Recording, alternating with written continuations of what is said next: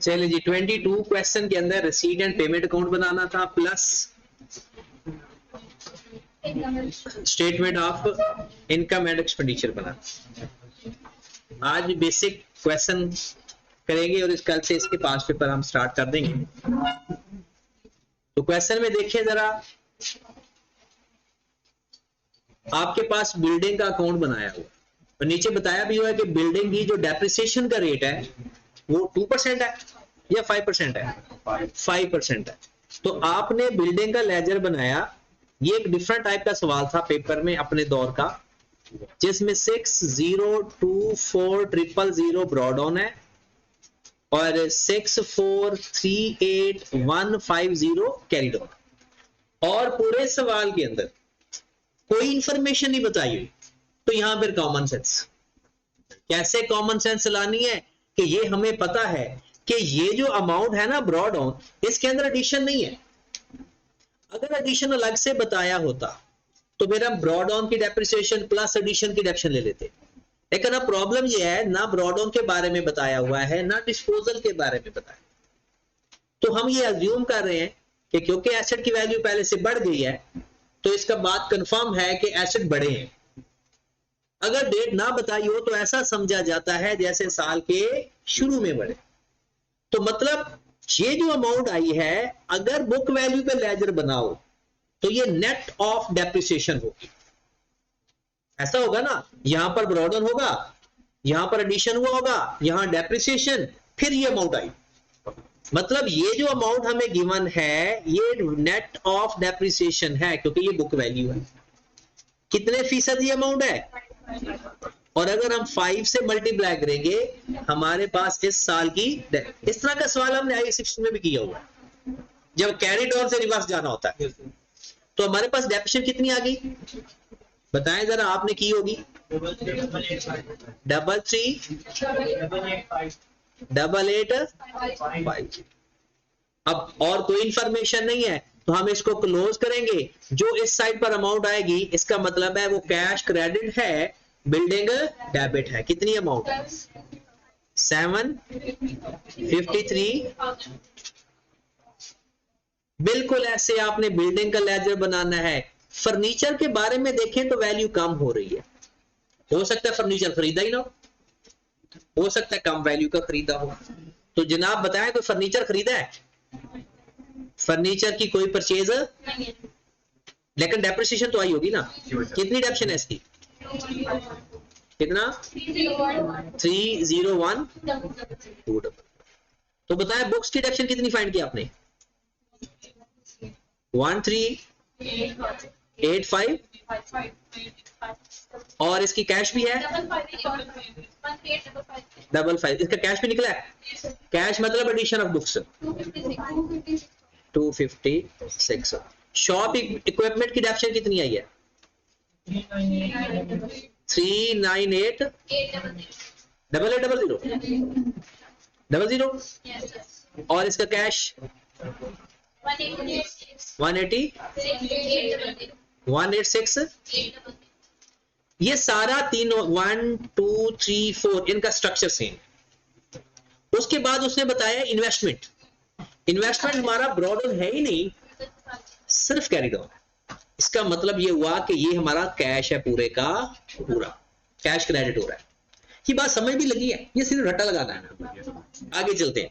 Advance subscription का laser बन जाए, कैसे बनेगा वो भी हम बनाने लगे हैं। प्रीपेड एक्सपेंस और एक्सपेंस पेएबल इनका एक लेजर बनेगा। अब पहले रिसीट एंड पेमेंट का लेजर पूरा करेंगे, वहां से फाइंड होगा कैश, कैश क्रेडिट हो रहा होगा, बाकी सारे कैश हमें मिल गए, एक्सपेंसेस का कैश का नहीं पता था। तो रिसीट एंड पेमेंट से कैश जो फाइंड होगा वो कौन सा फाइंड होगा, एक्सपेंसेस पेड। फिर वो इसके अंदर पुट करेंगे तो एसपीएल मतलब इनकम एंड एक्सपेंडिचर अकाउंट के एक्सपेंसेस भी आ जाएंगे। चलो इसको अभी रहने देते हैं। सब्सक्रिप्शन रिसीवेबल है, कैश एंड बैंक है। तो यहां पर हम आते हैं, वो कहता है कि ये पॉइंट तो हमारा हो चुका है। The club had 600 members on June 30th 15। कहता है डेट पर फोकस करना है। कहता है कि आपके पास जून 15 में 600 लोग हैं। कहता है नो फ्रेश मेंबर वर एडमिटेड, कोई नया बंदा नहीं आया। कहता है एक बात है, 10 मेंबर छोड़ के चले गए थे 1/115 को। देखें 1/115 को 610 छोड़ के चले थे, 30 जून को 600 हैं। इसका मतलब है अभी जो मौजूद है वो 600 है। आज से 6 महीने पहले 10 लोग छोड़ के चले गए थे। इसका मतलब है साल के शुरू में जो टोटल मेंबर थे वो 610 थे, 6 महीने बाद 10 लोग छोड़ के चले गए, बाकी इस टाइम 600 मौजूद है। जो 6 महीने तक मेंबर थे उनकी तो सब्सक्रिप्शन बनती थी ना 6 महीनों की। मतलब अगर मैं सादा सी बात बताऊं कि फर्स्ट 6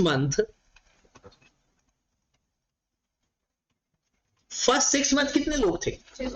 610। और अब लास्ट 6 मंथ कितने हैं? 600 लोग, क्योंकि 600 उसने खुद बताया हुआ है। बस दिल नहीं मानता, दिल कहता है 600 और 590 होना चाहिए। लेकिन दिल का क्या करना है, हमने देखना है कि एक्चुअल में लिखा क्या हुआ है कि जून 15 को 600 बंदे मौजूद हैं, 1/115 को 10 लोग छोड़ के चले भी गए, तो 1/7/14 से लेकर 1/115 तक ये 610 लोग थे और हर बंदे की फीस 500 रुपए थी 1 महीने की। तो 6 महीनों की कितनी फीस होगी? 1525 और मल्टीप्लाइड बाय 500 मल्टीप्लाइड बाय 6, ये कितनी थी? 18,000।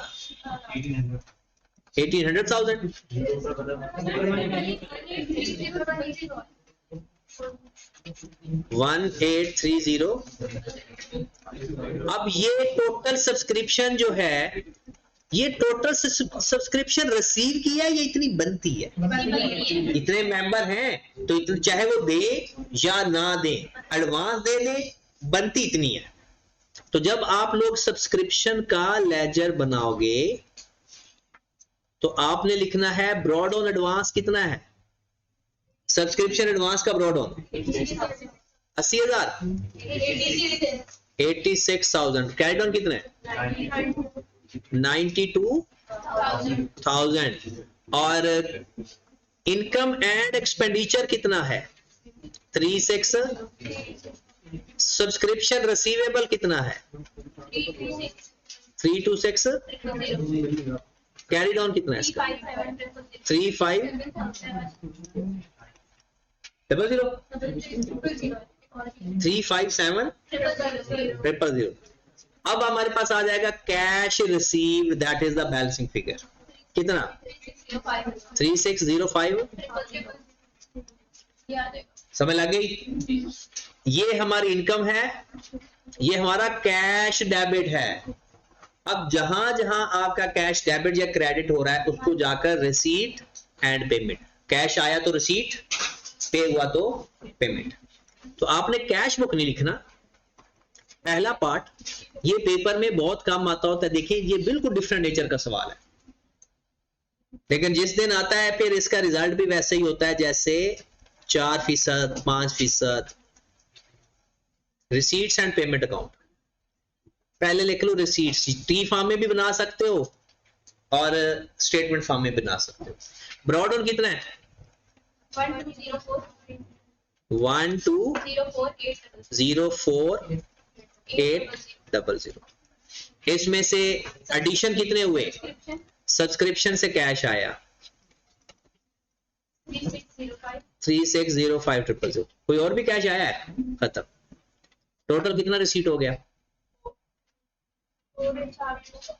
ब्रॉड ऑन और रिसीट ऐड हो जाएगा ना, 4809,800।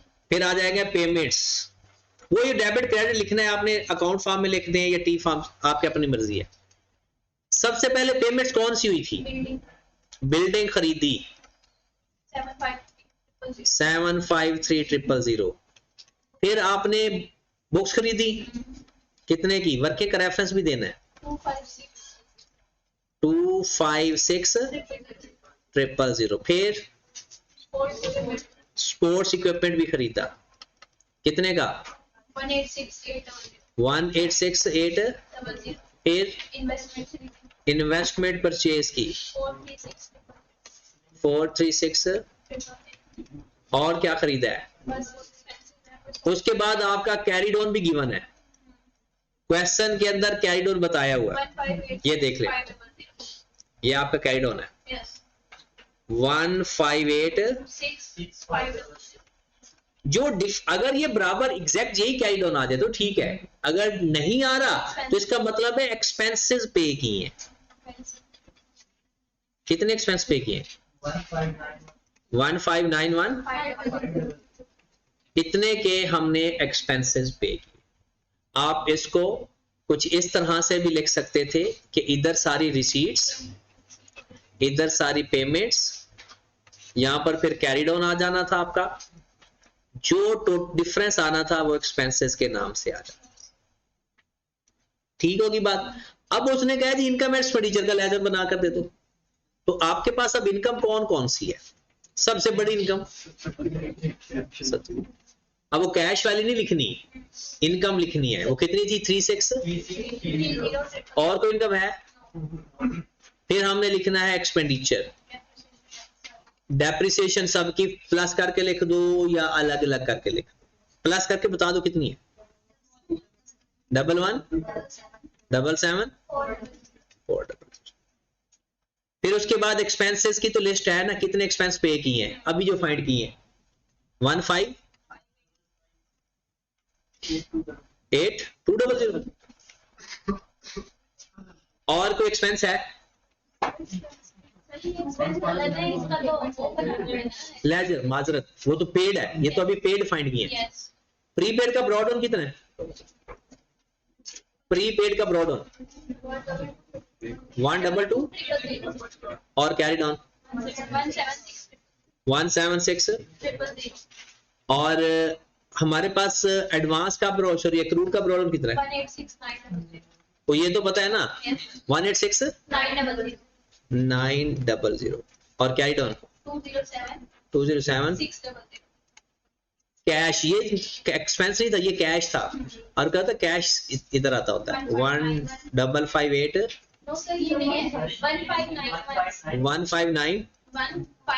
1500 और हमारे पास इनकम एंड एक्सपेंडिचर, अच्छा यही था 1558,200।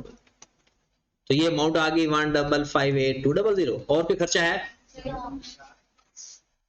ये टोटल एक्सपेंस कितने आ गए? एक्सपेंस टोटल 273, हमारे पास सरप्लस आ जाएगा 894। ये इतना है कि इनकम एक्सपेंडिचर बनना था, लेकिन सारी की सारी वर्किंग थी। चलें जी, ये क्वेश्चन नंबर था आपका 22।